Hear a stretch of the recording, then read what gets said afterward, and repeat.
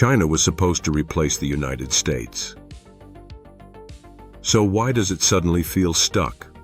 For decades, China grew at breathtaking speed. Millions left poverty, and the country transformed. The model was simple: export cheap goods, build infrastructure, grow fast. Global companies moved production to China. China became the factory of the world. Cities expanded rapidly. Real estate became the main engine of growth. Homes weren't just places to live. They became investments, savings, and speculation. Local governments depended on land sales. Banks depended on property loans. Prices kept rising. Everyone believed they would never fall. Then the cracks appeared. Developers ran out of cash. Major property companies collapsed. Construction stopped, but mortgages continued.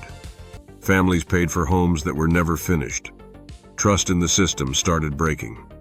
At the same time, growth slowed sharply. Exports weakened and global demand cooled. Young people felt it first. Youth unemployment surged and hope faded. Many graduates stopped trying. They called it lying flat. Demographics made everything worse.